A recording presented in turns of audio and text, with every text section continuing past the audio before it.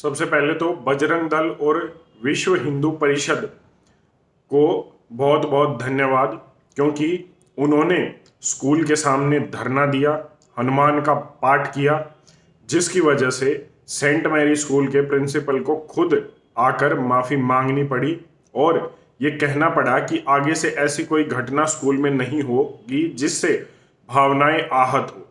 लेकिन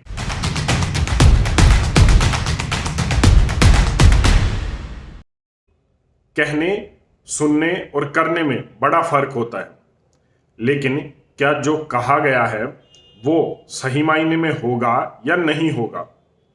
अगले साल जब रामायण का प्ले होगा स्कूल में, तो कौन गारंटी लेगा कि मात्र एक ओरल नोटिस देकर ये कह दिया जाए कि प्ले में कोई भी बच्चा या टीचर मोबाइल फोन लेकर नहीं आएगा और किसी भी तरीके से दोबारा से या इससे भी बुरा कोई भी ऐसा सीन दर्शाया जाए या बच्चों के सबकॉन्शियस माइंड में इंजेक्शन दे दिया जाए जो देना चाहते हैं, क्योंकि इनके एजेंडे अब बंद कमरे में तो रह नहीं गए हैं, खुले मंच पर अब ये काम करने लग गए हैं। लेकिन हम क्या करेंगे? हम अब घर जाकर सो जाएंगे, क्योंकि प्रिंसिपल ने माफी मांगनी है। वो एजेंडे से नहीं हटेगा। उसे दुकान चलानी है, हो सकता है उसने माफी मांग ली हो, लेकिन आप क्या करेंगे? अब घर जाकर सो जाएंगे अच्छे से कि आपके बच्चे को अब भगवान श्री राम के आदर्शवादी विचार अब स्कूल में पढ़ने को मिलेंगे। और सच भी यही है।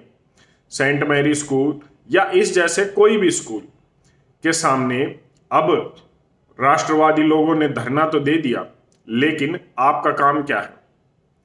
अगले साल इसी स्कूल के सामने लाइनें लगेंगी बच्चों के एडमिशन के लिए। अगले साल माता पिता इसी प्रिंसिपल के ऑफिस के सामने हाथ जोड़े खड़े होंगे। कोई तो वहां के एमएलए एमपी का भी फोन करवाएगा कि हमारे बच्चे को अपने स्कूल में ले लीजिए, ताकि वो ऐसा ही कुछ प्ले देखे और आगे चलकर हो सकता है हमारे धर्म को ही गाली दे। ये सच है, कड़वा है, लेकिन होने वाला भी यही है। क्योंकि अगर हम समझते तो अभी तक समझ चुके होते और अपने बच्चों का एडमिशन स्कूल से निकाल लेते, उनका नाम कटवा कर किसी दूसरे स्कूल में ये प्रक्रिया शुरू हो जानी चाहिए थी। ये लोग पीछे हटने वाले नहीं हैं। एक समय के लिए आपको ये लगता है कि माफी मांग ली गई है। अगर उनके लिए भगवान श्री राम आदर्श होते तो वह ऐसा कोई प्ले होने ही नहीं देते अपने स्कूल में, क्योंकि एक प्रिंसिपल को पता रहता है कि उसके स्कूल में क्या हो रहा है। एक थानेदार को पता रहता है कि उसके एरिया में क्या हो रहा है। सब कुछ उनकी नाक के नीचे होता है, आंखों के सामने होता है। लेकिन बात एजेंडे की है तो सब कुछ चुपचाप होता रहेगा। यहां पर कमी मैं इस प्रिंसिपल की, इन टीचर्स की या इन बच्चों की नहीं, उन माँ बाप की बता रहा हूं जिन्होंने अभी तक अपने बच्चों को इस स्कूल में पढ़ा रहे हैं, आगे भी पढ़ाएंगे और जो अगले साल लाइन भी लगाएंगे। अभी तक हमें यह समझ में नहीं आ रहा Saint Mary, Saint Peter convent, ये कॉन्वेंट, वो कॉन्वेंट स्कूलों में यही होने वाला है। वो भगवान श्री राम को लुटेरा मानते हैं, झूठा मानते हैं, भुलक्कड़ मानते हैं, माता सीता के चरित्र पर उंगलियां उठाते हैं। वो कैसे आपके बच्चों को भगवान श्री राम आपके आदर्श है ये पढ़ा देंगे, ये समझा देंगे? वो ऐसा ही प्ले कुछ करने वाले हैं।